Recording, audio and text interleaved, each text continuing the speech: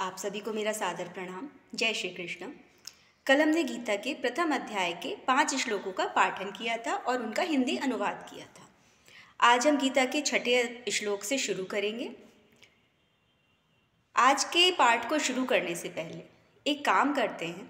हमने जो कल श्लोकों का अध्ययन किया था उनमें से मैं एक प्रश्न आपसे पूछूंगी और आप कमेंट सेक्शन में अपना उत्तर दीजिएगा।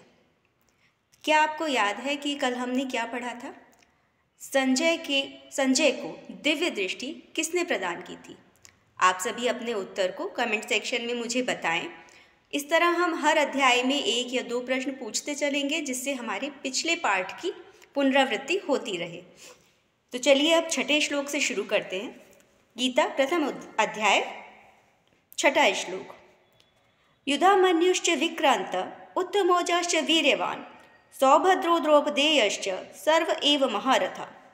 अब दुर्योधन जो है वो पांडवों की सेना का और अधिक विवरण करते हुए द्रोणाचार्य जी से कह रहे हैं कि पराक्रमी युधामन्यु, महायोद्धा युधामन्यु, बहुत ज़्यादा शक्ति रखने वाले उत्तमौजा, सुभद्रा का पुत्र यानी कि अभिमन्यु, द्रौपदी तथा द्रौपदी के पुत्र द्रौपदेयश्च अर्थात द्रौपदी के 5 पुत्र, ये सभी जो हैं महारथी जो हैं पांडवों की सेना में सम्मिलित हैं। अस्माकं तु विशिष्टाये तानि बोध द्विजोत्तम नायका मम सैन्यस्य संज्ञार्थ तान् ब्रवीमिते। किंतु हे ब्राह्मण, हे गुरुदेव, मैं आपको ये बताना चाहता हूँ कि अपनी सेना में उन नायकों के विषय में, अपनी सेना हमारी सेना के भी जो नायक हैं, मैं उनके विषय में भी आपको बताना चाहता हूँ, जो कि हमारी सेना को संचालित कर रहे हैं, जो हमारी सेना में कौरवों की तरफ से युद्ध करने के लिए यहाँ उपस्थित हैं। भवान भीष्मश्च कर्णश्च कृपश्च समितिञ्जय अश्वत्थामा विकर्णश्च सौमदत्तिस्तथैव च।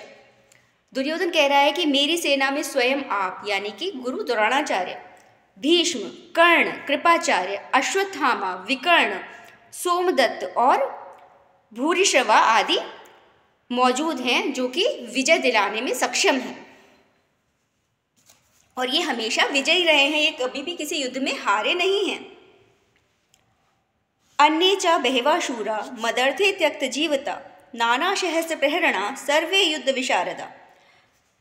अब दुर्योधन कह रहा है कि मेरी सेना में इनके अलावा और भी ऐसे बहुत से महारथी, महायोद्धा, वीर पराक्रमी लोग मौजूद हैं, उपस्थित हैं यहाँ पे, जो कि मुझे विजय दिलाने के लिए अपने जीवन की भी परवाह नहीं करेंगे और वो किसी भी सीमा तक जाके युद्ध कर सकते हैं और वे सभी युद्ध विद्या में निपुण हैं।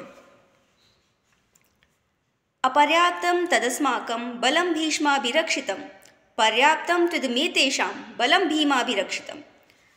अब दुर्योधन कह रहा है कि हमारी जो सेना है वो किसी भी तरह से किसी के भी जीतने योग्य नहीं है, कोई भी हमारी सेना से जीत नहीं सकता, इतनी शक्तिशाली हमारी सेना है। और ये हमारी जो सेना है इसकी रक्षा स्वयं भीष्म पितामह कर रहे हैं। हमारी सेना जो है भीष्म पितामह द्वारा संरक्षित है, जबकि पांडवों की सेना जो है वो भीम के द्वारा संरक्षित है। तो भीम जो है भीष्म पितामह के सामने नहीं जीत सकते, तो इसलिए जो है वो सीमित रह करके ही युद्ध कर सकते हैं। आज के लिए हम इतने ही श्लोकों का पाठ करेंगे। कल हम इससे अगले श्लोक के साथ अपना शुरुआत करेंगे। धन्यवाद।